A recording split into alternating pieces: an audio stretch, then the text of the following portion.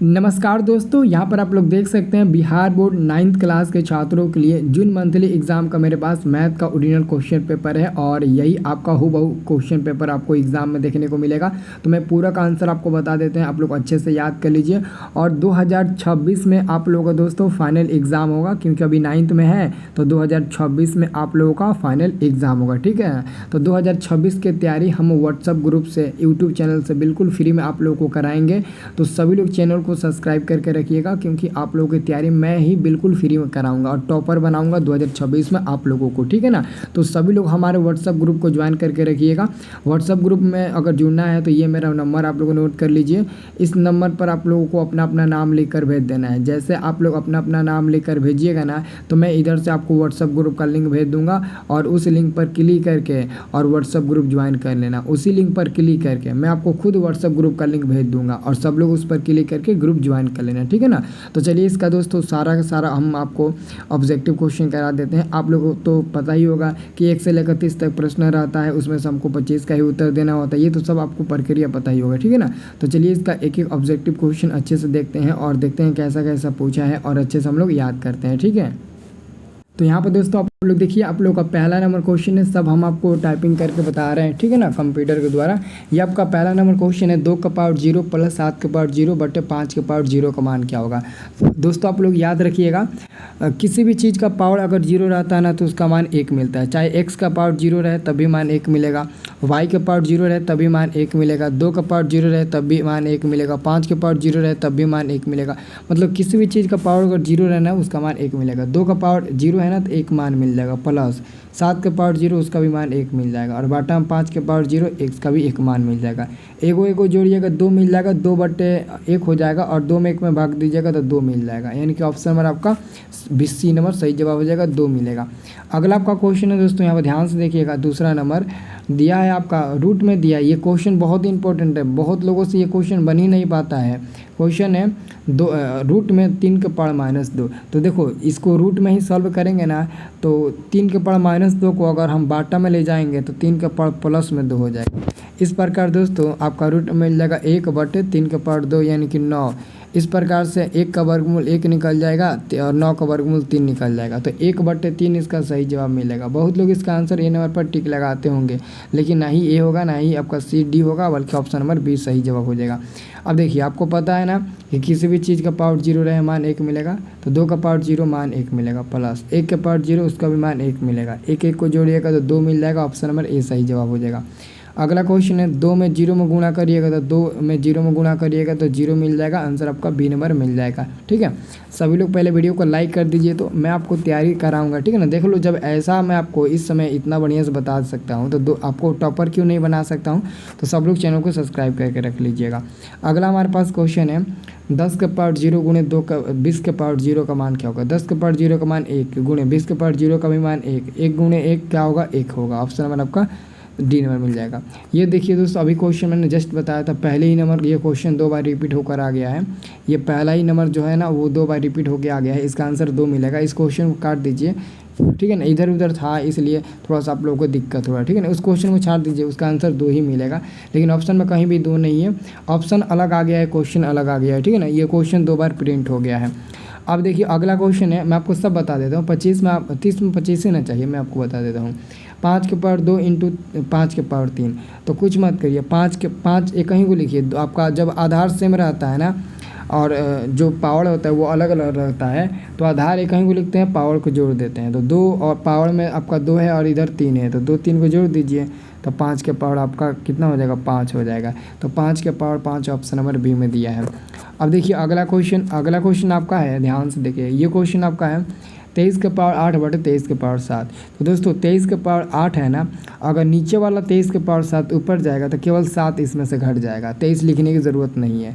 तो 23 के पावर 8 में 7 गया 1 और 23 के पावर 1 का मतलब होता है 23। ऑप्शन नंबर आपका बी नंबर सही जवाब हो जाएगा। अगला क्वेश्चन है, 2 का पावर 3 और उसका भी पावर 5। तो कुछ मत करिए, 3 में 5 में गुणा कर दीजिए तो 3 5 15, तो 2 का पावर 15 हो जाएगा, आपका ये सी नंबर सही जवाब मिल जाएगा। अगला हमारे पास क्वेश्चन है, 7 के पावर 0 प्लस 4 के पावर 0। 7 के पावर 0 का मान 1, 4 के पावर 0 का मान 1, 1 1 में जोड़ेंगे तो 2 आंसर मिल जाएगा, सी नंबर।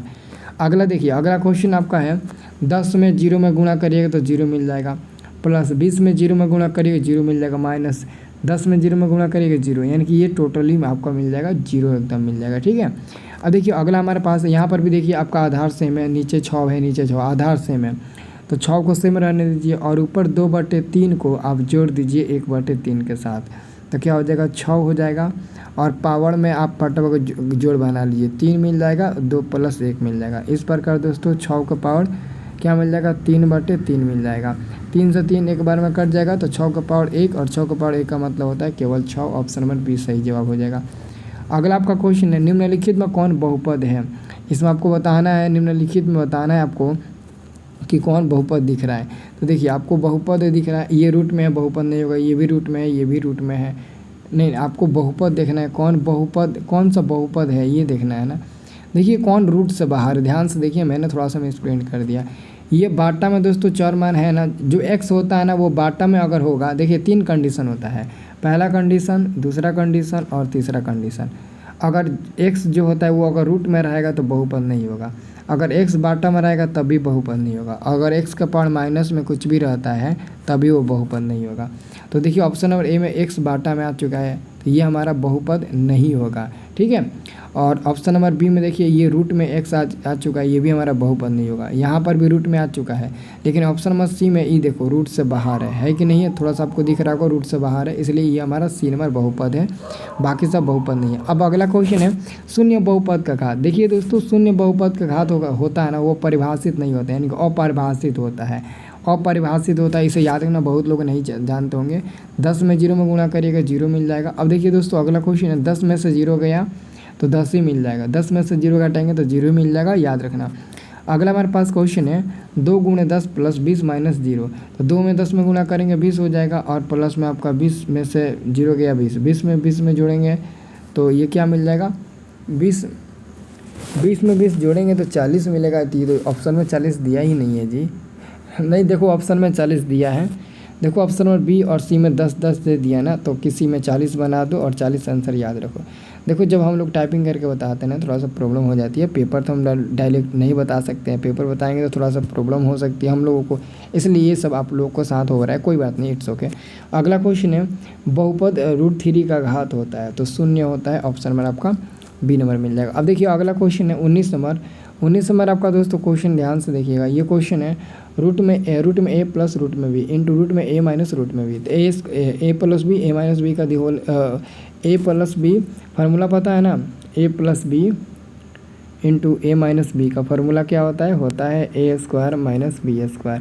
तो a का मान √a है, √a का स्क्वायर a, माइनस b का मान है √b का स्क्वायर b, तो a minus b option number c सही जवाब हो जाएगा।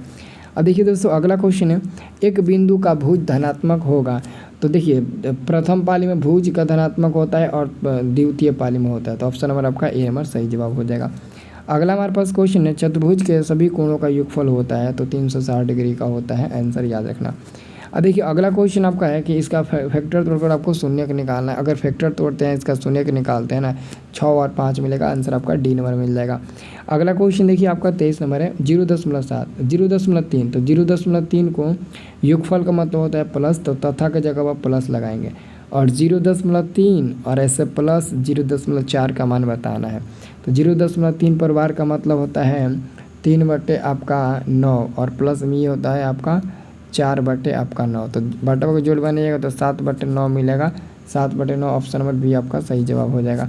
अगला क्वेश्चन है 110 वर्ग अंतराल 110 से 140 का वर्ग चिन्ह क्या होगा, तो आप दोनों को जोड़ दीजिए और 2 से भाग दे दीजिए, कुछ मत करिए, तो कितना हो जाएगा 240 को 2 से भाग दीजिएगा तो 120 120 बार में कट जाएगा, सी नंबर आंसर मिल जाएगा। अगला आपका क्वेश्चन है निम्न आंकड़े इतना में परिसर क्या होगा, परिसर मतलब रेंज होता है, तो सबसे बड़े में से सबसे छोटे घटा दीजिए, परिसर निकल जाएगा। परिसर निकालने का दोस्तों बहुत आसान तरीका है परिसर निकालने का, आप सबसे बड़ा कौन है 12 में से सबसे छोटा कौन है 5, तो घटा दीजिए 7, आपका आंसर मिल जाएगा, बी नंबर दोस्तों मिल जाएगा, ठीक है ना। अब यहाँ पर दोस्तों अगला आपसे क्वेश्चन पूछा गया है कि वर्ग अंतराल इतना में जो संख्या 25 है वो सम्मिलित है, तो 25 संख्या इसमें भी सम्मिलित है, इसमें भी, मतलब कि दोनों वर्ग अंतराल में सम्मिलित है, ऑप्शन में सी हो जाएगा। अगला क्वेश्चन फिर पूछा है कि आपको बताना है परिसर होगा, तो बड़े में से छोटे घटा दीजिए, सबसे बड़ा 20 है, 20 में से 8 घटा दीजिए, 20 में से 8 घटाइएगा आपका नहीं 6 घटाइएगा 6, तो आपका कितना मिल जाएगा, 14 मिल जाएगा। आंसर सी नंबर मिल जाएगा, ठीक है ना, आंसर सी नंबर मिल जाएगा। अब देखिए अगला आपका क्वेश्चन दोस्तों यहाँ पर माध्यक निकालना है। तो माध्यक निकालने के लिए सबसे पहले बढ़ते क्रम में सजाते हैं। तो ऑलरेडी ये बढ़ते क्रम में है। एक काम करिए, इधर से आपको 3 को हिस्सा काटना है बराबर बराबर, और इधर से भी 3 को काटना है। बीच में क्या बचा, 7 बचा, मतलब कि 7 ही आपका आंसर हो जाएगा, ठीक है। अब देखिए अगला हमारे पास क्वेश्चन है, बहुलक निकालना। बहुलक वही होता है जो सबसे ज़्यादा बार आपको इसमें अंक दिखाई देगा। तो 15 2 बार है, बाकी 14 एक बार, 13 एक बार, 17 एक बार, 18 एक बार, और आपका 15 2 बार है। तो 15 ही आपका आंसर सही जवाब हो जाएगा, 15 ही आपका बिल्कुल सही जवाब हो जाएगा। सभी लोग ना वीडियो को पहले लाइक कर दीजिए और लगे हाथ चैनल को सब्सक्राइब करिए, ओके। और जाइए व्हाट्सअप ग्रुप ज्वाइन करिए। अगर 2024 में टॉपर बनना है तो व्हाट्सअप ग्रुप आप लोग ज्वाइन करके रखिए।